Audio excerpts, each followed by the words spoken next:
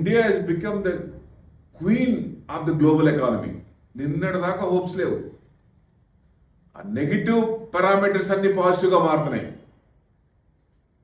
So డెఫినెట్గా ఇది బాగా పాజిటివ్ అనుకోవచ్చు ఇండియాకి. ఎందుకంటే ఎక్స్పోర్ట్ కాన్ఫిడెన్స్ రీసెట్ అవుద్ది, బిజినెస్ కాన్ఫిడెన్స్ రీసెట్ అవుద్ది, ఎర్నింగ్స్ ఎక్స్పెక్టేషన్స్ రీసెట్ అవుతాయి, కరెన్సీ నెరేటివ్ కూడా రీసెట్టింగ్ అవుతుంది. చూసాం కదా 92కి వెళ్తే ఆర్బీఐ కూడా వదిలేసింది. ఎంతవరకు వెళ్తుంది, 100 వరకు వెళ్తుందా అనే కామెంట్స్ కూడా వచ్చినాయి కదా. సో ఇప్పుడు 92 నుంచి ఎక్స్పోర్ట్స్ అంత ఉన్నప్పుడు పెరుగుతాయి. ఆ రకంగా ఎక్స్పోర్ట్స్ పెరగచ్చు, పెరిగినాయి. ఇప్పుడు కొంచెం తగ్గుతున్నప్పుడు మనకి ట్రేడ్ డెఫిసిట్ అనేది కొంచెం తగ్గుతుంది కాబట్టి భయం లేదు. సో ఇది కరెన్సీ తగ్గటం కూడా మంచిది. ఎంత తక్కువ ఉంటే అంత మంచిది కదా. సో 90 అండ్ 92 అంటే బాగా ఎక్కువ.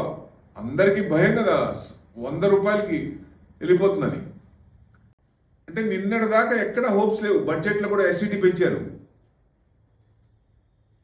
1 crore ఆప్షన్స్లో 200 రూపీస్ అయితే 5,000. సో బాగా నెగిటివ్ వచ్చింది. అంటే తగ్గిస్తాం అనుకుని పెంచారు. సో ఇప్పుడు ఇంకా నెక్స్ట్ అంటే టైం పట్టుద్దేమో, ఈ సంవత్సరం కూడా లాస్ట్ ఇయర్ లాగా ఉంటుందేమో, 2025 లాగా 2026 కూడా ఇంతేనేమో. చాలా నీరసంగా ఉండే. కానీ మంచి టైంలో ట్రంప్ మంచి బూస్ట్ ఇచ్చాడు అనుకోవచ్చు ట్రేడ్ డీల్తో.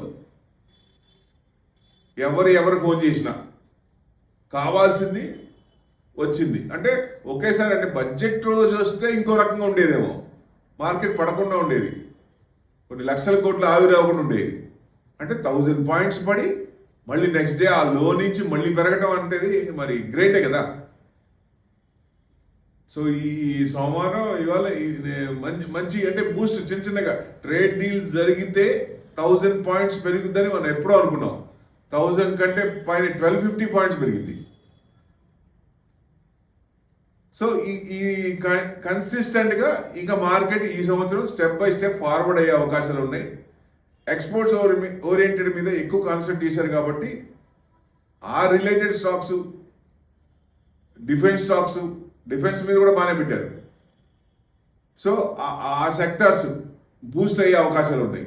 అంటే ఇప్పుడు దాకా లాస్లో ఉన్నాయి, అమ్ముకోవాలన్నా లేకపోతే తీసేయాలన్నా లేకపోతే వేరే చోటకి వెళ్ళి వేరే దాంట్లో పెట్టుకోవాలా, అసెట్ క్లాస్లో ఈక్విటీ వదిలేసి వేరే దానికి వెళ్ళాలా, ఆ హోప్స్ అన్నీ ఇదైపోయాయి.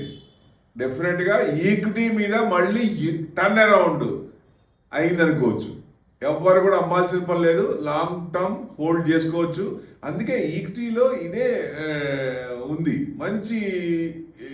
అంటే ఇక రాదేమో అనుకున్నప్పుడు మంచి బూస్ట్ ఇస్తుంది, మంచి యూటర్న్ తీసుకుంటుంది. That's the magic of the equity market. అస్సలు ఈక్విటీ మార్కెట్లో ఉన్న డెప్త్ తెలిసిన వాళ్ళు అసలు టెన్షనే పడరు.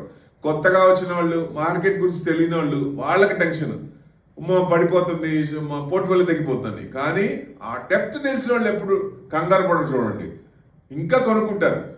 తమిళియన్స్కి అమావాస్యలో ఇన్వెస్టర్స్కి మార్కెట్ రీట్రేస్మెంట్ అయినప్పుడు సదవకాశం, దాన్ని ఉపయోగించుకోవాలి. సో లాంగ్ టర్మ్ వ్యూ పెట్టుకొని మన టార్గెట్స్ వచ్చేదాకా ఉండి ఎగ్జిట్ అవుతూ మళ్ళీ అది రీట్రేస్మెంట్ అయినప్పుడు రీ ఎంటర్ అవుతూ లాంగ్ టర్మ్ పెట్టుకుంటే మంచి రిటర్న్స్ వస్తాయి.